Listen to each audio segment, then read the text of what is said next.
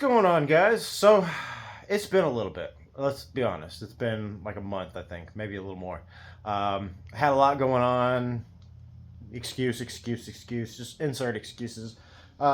Truth is, I'm back out here. I was a little nervous too about doing some of the stuff. I was worried about the oil pressure, things like that. And I have since figured it out. So let's go to what the heck was going on with this motor. And it was honestly, it was a dumb thing that maybe I should have known if I had done a little bit of research. But honestly, I just didn't know. So I'm going to enlighten you as well.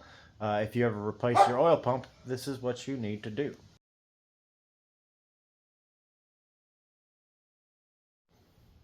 Okay, so I've been pondering it for a minute, and I just have no idea why any of this isn't working. Because, I mean, here, that's loose over there. So, I mean, it picks it up from down there, and I can't get that pickup tube off because there's 2 bolts. I only see the one, but there's one behind it that I can't get off without pulling the motor. But, I mean, as you can see, it all turns like it's supposed to. I mean, you can see that the power steering is being turned by the crank like it's supposed to. Unless me adding that washer down there, right here, underneath that. Because I added it just on the other side of this, so it would have pushed the spring up more. So I wonder if doing that made it to where it won't generate oil pressure. I mean, that would be fucking crazy. If that one little washer, like I'm talking the thinnest washer I could fucking find. I mean the thinnest washer I could find. And yeah. I mean, I've had this thing pretty much just here. Like, I mean, you should see some oil. Like, it's got a gap there. So if any oil is coming out right here where it's supposed to go into the rest of the engine, I mean, you would see it picking up something, I would feel like. And there'd be some evidence of oil. But I am not seeing any. That sucks. I think I have to pull this motor out just to mess with that. I wonder if I have to buy a whole new oil pump. But I mean, there's nothing to these things. Like, that's what's crazy. It's like they just turned some gears on there, like we saw in the last video. It's just a couple gears in there. Like, how is that?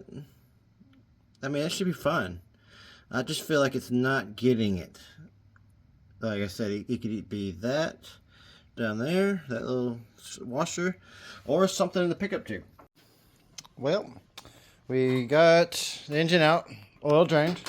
So as you can see, the oil is right there. If you've ever seen oil, then you know that is some clean ass oil. I mean, it came out, it looked like it was straight out the bottle. It looked like it was right out the bottle. So we're gonna go ahead and pull this oil pan off and see what is going on inside there. Let's see here. I mean, just a smidge of something right there, but that is not enough to block it. Like, it's definitely not enough to block it.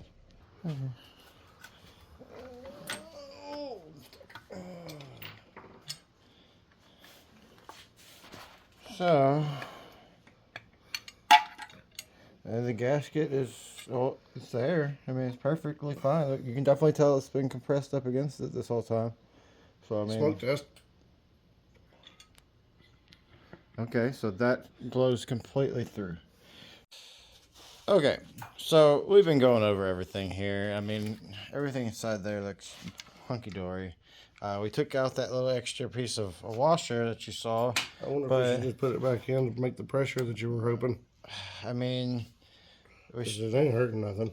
It's just weird. We watched a little video talking about how to, like, prime the oil. Prime these manual pumps, apparently. Yeah, like, apparently with it vertical, you take this plug off right here. Oh, sorry. Take this plug off right here, and then you just run a hose through there with a funnel on the end of it, and you run oil down in through there. That's according to Melling. And I mean, it makes sense. So it's not going to make any pressure with it dry. But I mean, we had oil in here. That's what's weird. Maybe it wasn't enough oil. Yeah. But we had oil in here and in the pickup tube. And we blew through here. It's not blocked. Everything's clear. So, I mean, the fact that it only has to be something stupid like that. That's the only thing it almost can be. Sure don't let them know. So, we're going to go ahead and bolt this back up and then put it back in the engine bay. See what we got, you know. All right. I may have explained this already, but before I put everything back together, I wanted to go ahead and share with you guys what we had figured out as far as the oil pump issue. So, as you can see, this is a plug. So you can actually remove this plug. And so anytime you replace the oil pump, you are supposed to prime it. Which makes sense because and I take this information from about 10 years ago of working in construction, but a lot of those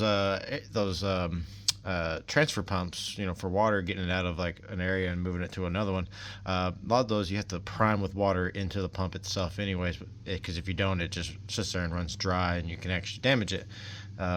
So hopefully I didn't damage the water pump during that time, or oil pump, I mean.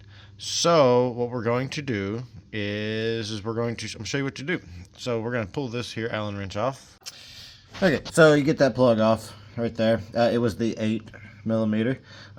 And then we're going to get a hose and we want to fill that. We want to send some oil into that hole right there. So we're going to find something to inject oil into there real quick.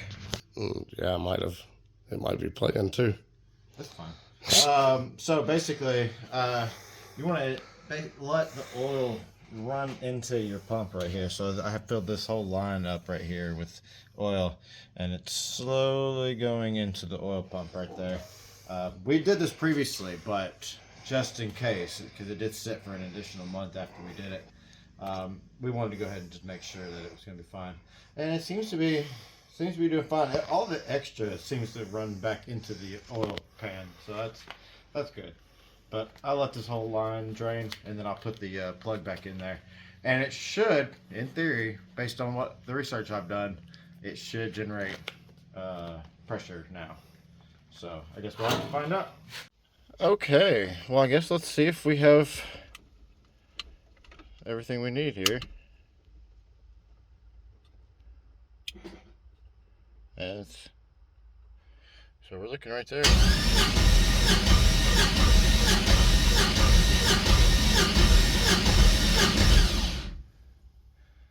I mean, it's gonna take a second.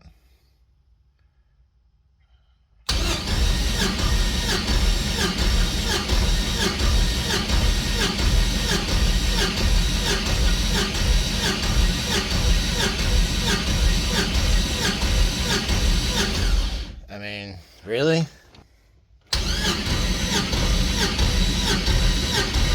Oh, wait, look what we got! Oh! Woo!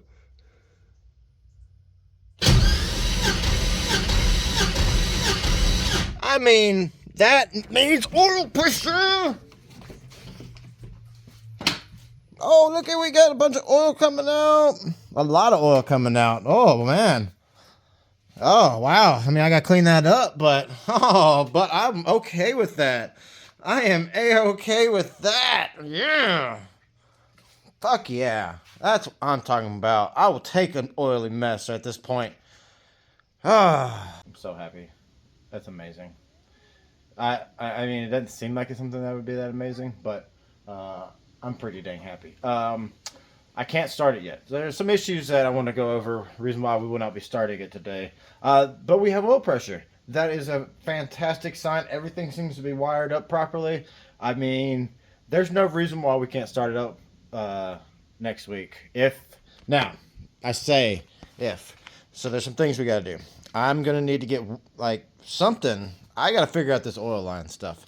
So this one doesn't quite reach. Like, it's there, but as you can see, it's right along that.